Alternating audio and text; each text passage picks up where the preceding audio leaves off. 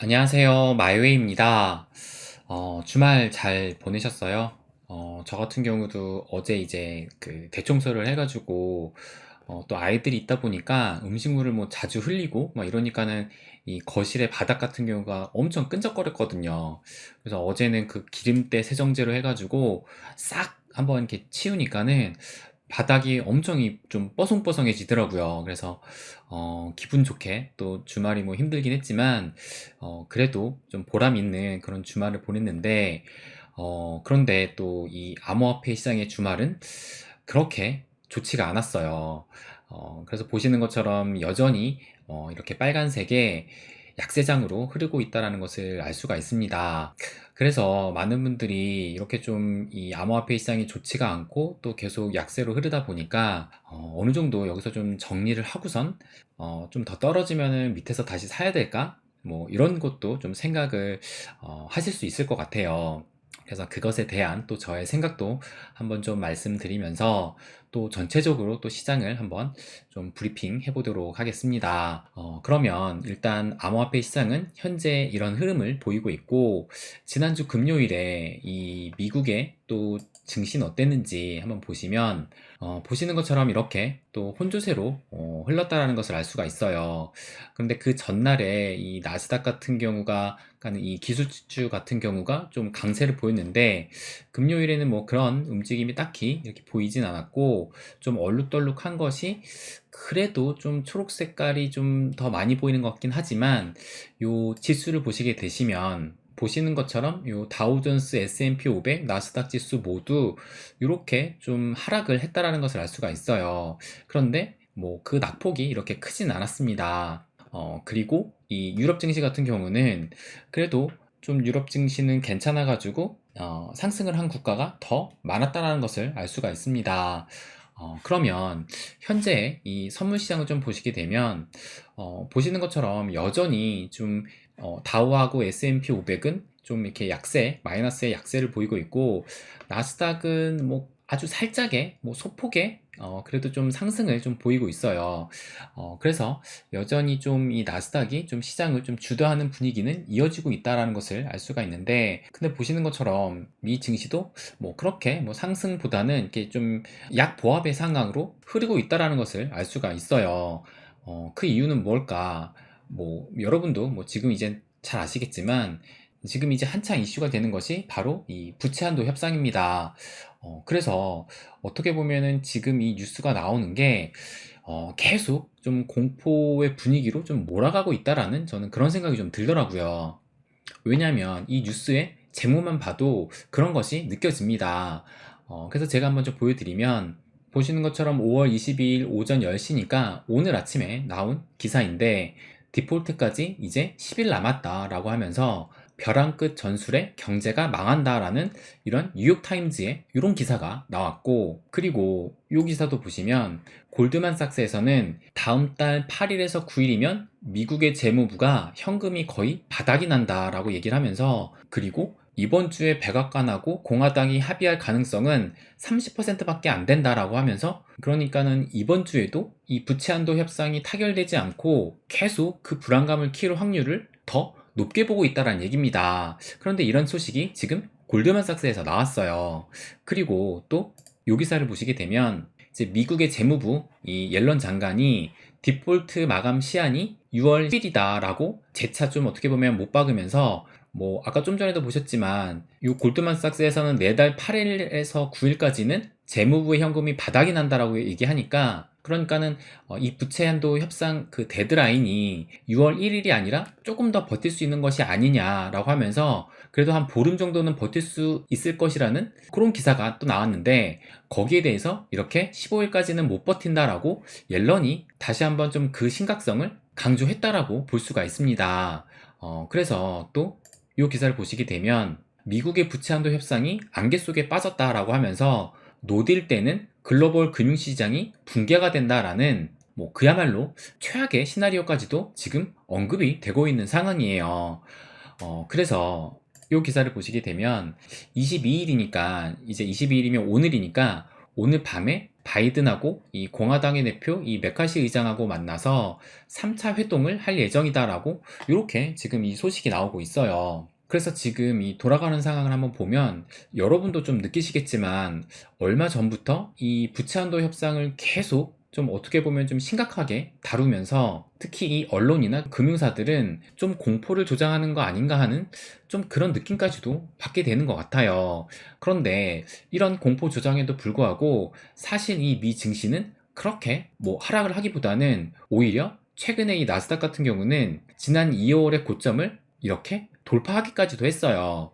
그러니까 어떻게 보면 뭐 이런 골드만삭스와 같은 금융사들이나 이런 미디어를 보면 일부러 공포를 조장해서 어느 정도 좀 시장이 하락하기를 바라고 있지 않나 라는 저는 그런 생각까지도 듭니다. 그렇다면 비트코인에 대한 전망은 어떨까? 그러면 이 기사도 한번 좀 보여드리면 이것도 오늘 나온 기사인데 한 애널리스트가 비트코인이 9월까지 12,000달러까지 지속적으로 하락할 것이다 라고 이렇게 전망을 했다라고 해요. 그래서 12,000달러면 지난 그 바닥 가격이 15.5K였으니까 이 얘기는 새로운 바닥을 찍는다라는 얘기인데 그래서 이런 전망을 누가 했냐라고 이걸 보니까 암호화폐 시장 분석 유튜브 채널인 데이터대시를 또 언급을 하더라고요. 그래서 제가 찾아보니까 요 유튜브 채널인데 보니까 그래도 구독자는 51만 명이니까 어느 정도 구독자도 꽤 많아서 뭐 저 같은 뭐 듣보잡 유튜버는 아니구나 라고 좀 생각을 했어요. 그래서 아무튼 뭐라고 했냐, 이 비트코인 가격이 9월 약 12,000달러 부근에 도달할 때까지 지속적인 하락 추세를 나타낼 것이라고 전망을 하면서 이 비트코인 달러 주봉 차트 기준으로 보면 주요 모멘텀 지표는 숏 포지션 진입에 적합한 패턴을 띠고 있다라고 하면서 그 이유를 지금 뭘 들었냐면 최근에 이 비트코인과 미국 기술주의 동조화 이탈 현상, 그러니까 이 얘기는 최근에 그 이 나스닥 지표가 좀 강세를 보였잖아요. 그런데 그에 반면에 이 비트코인은 약세로 흐르고 있습니다. 그래서 이 동조화 이탈 현상, 그러니까 디커플링이 되고 있다. 그것을 하나의 이유로 들었고, 또 다른 것은 지난 강세장에서 확실한 지지 구간 역할을 했던 박스권이 5월 현재까지도 저항선으로 작용하고 있다는 점은 비트코인 강세 흐름 지속에 의문을 갖게 만든다라고 이렇게 얘기를 했습니다. 근데 저는 이 이유를 좀 보고 공감이 안 되더라고요. 뭐 제가 뭐 계속 말씀드렸지만 미 증시 같은 경우는 이렇게 올해 들어서 2월에 고점을 찍고 나서 지금까지 이 조정을 받고 큰 상승이 나오지 않다가 최근에 들어서 이렇게 나스닥이 이 저항선을 돌파를 한 거예요. 그런데 이 비트코인 같은 경우는 마찬가지로 올해 이렇게 상승을 하다가 2월에 고점을 찍고 난 이후로 비트코인은 그래도 어느 정도 조정을 받고 훨씬 더 큰 상승을 이렇게 보여주면서 고점을 4월 14일에 찍었습니다. 그리고 나서 지금 한 달이 조금 더 넘는 기간 동안 이런 약세의 흐름을 보이고 있는 거예요. 그러니까 비트코인은 이제서야 좀 약세의 흐름을 보이고 있는 것인데 이것을 두고 비트코인과 미국 기술주의 동조화 이탈 현상, 그러니까 디커플링을 이유로 해서 앞으로의 하락을 전망한다는 것은 어떻게 보면 이 비트코인 시장을 뭐 계속 오르는 시장으로만 생각한 게 아닌가라는 그런 생각이 또 들기도 합니다. 그러니까 이런 근거를 가지고 여기 보시는 것처럼 비트코인 강세 흐름 지속에 의문을 갖게 만든다라고 하는 것은 너무 비약적인 해석이 아닌가라는 그런 생각이 들어요. 그러니까 이 전체적인 지금 그 이유가 제가 보기엔 빈약하다라고 생각을 합니다. 그래서 뭐 제가 며칠 전에도 말씀드렸지만 이런 지금 이 약세의 흐름 속에서 이 비트코인 같은 경우는 추가적인 하락이 나올 수도 있다라고 생각이 들어서 보시는 것처럼 이런 하락으로 대략적으로 한 25K까지는 떨어질 수 있고 그 이후에 뭐 부채한도 협상 타결이라든지 아니면 이 빅테크들의 기술주에서 2021년에 최고점을 넘는 그런 종목들이 나오면서 어느 정도 호재로 인식이 되면서 이런 좀 동반 상승이 나오지 않을까? 이렇게 저는 좀 바라보고 있어요. 그래서 제가 지금 그린 선대로 움직이고 있다는 것을 알 수가 있습니다. 그런데 그럼에도 뭐 이런 분석을 제가 지금 뭐 12,000달러까지 이것은 좀 너무 같다라고 생각을 하지만 그래도 어느 정도 하락을 전망할 수 있다는 것은 일부는 또 동의를 해요.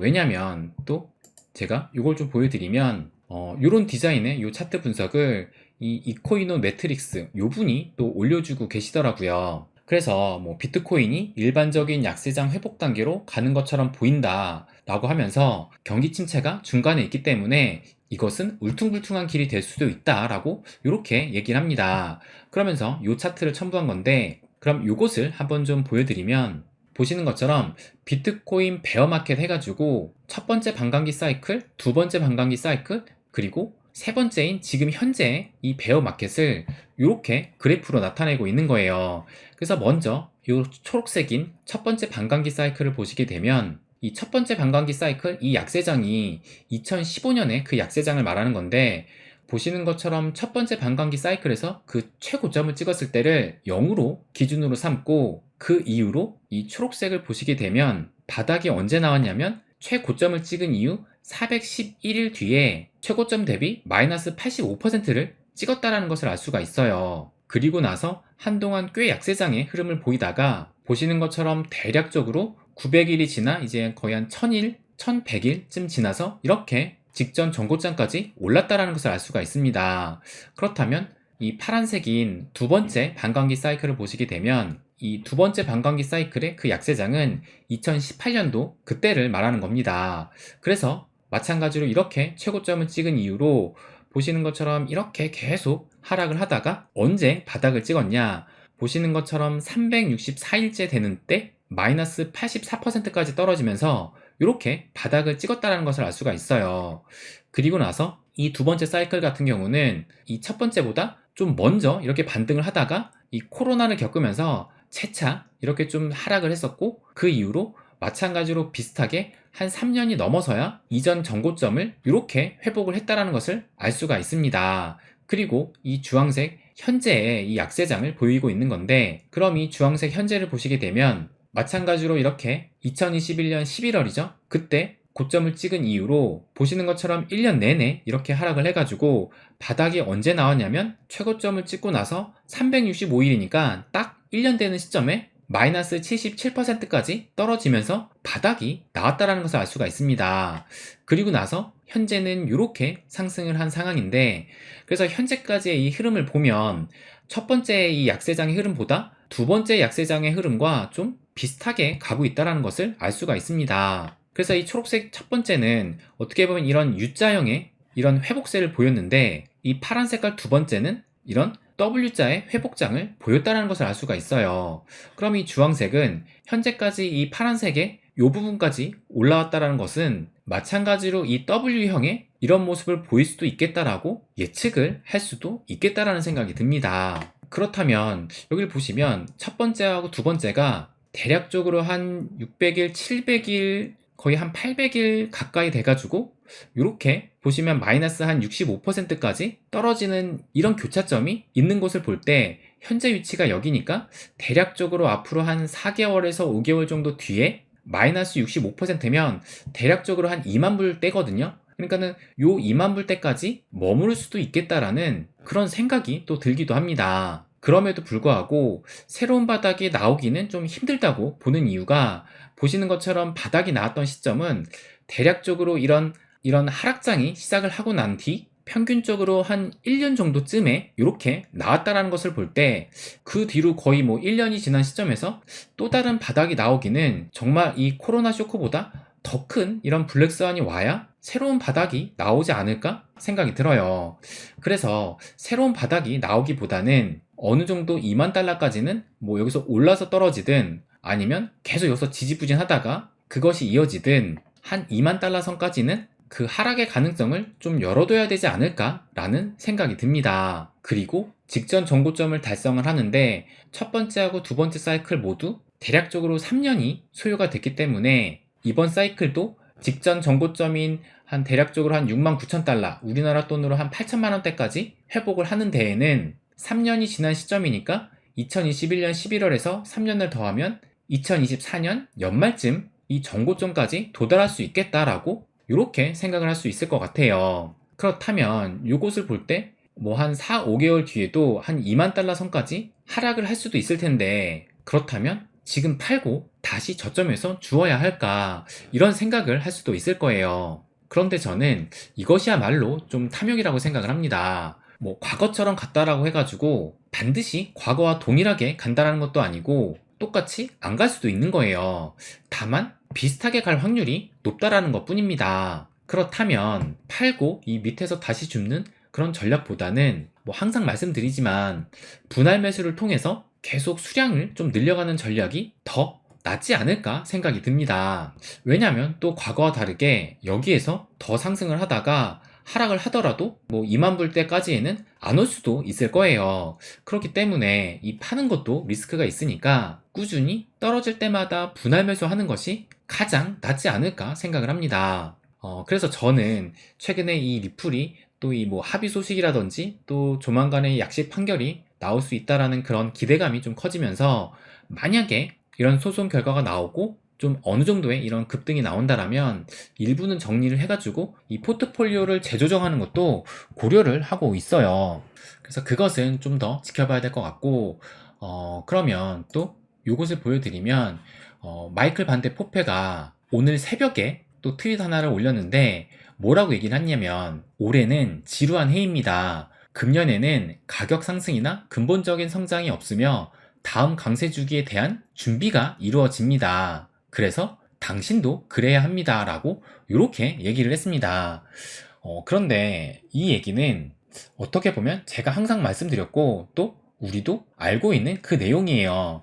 왜냐하면 제가 이것을 자주 보여드렸는데 보시는 것처럼 올해는 이 3번 축적의 기간이고 내년에 들어서야 이제 예열의 기간 그리고 그 후년에 본격적인 새로운 고점이 나오는 이 영역에 들어가게 됩니다.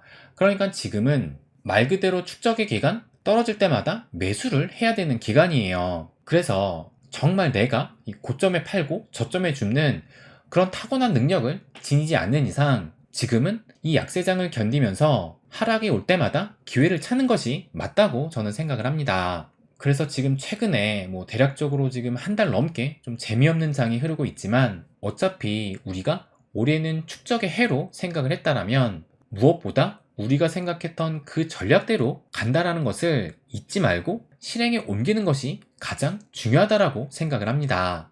네, 그럼 오늘은 여기까지 하겠습니다. 항상 제 이야기 끝까지 들어주셔서 감사드립니다. 부자가 되는 길, My Way.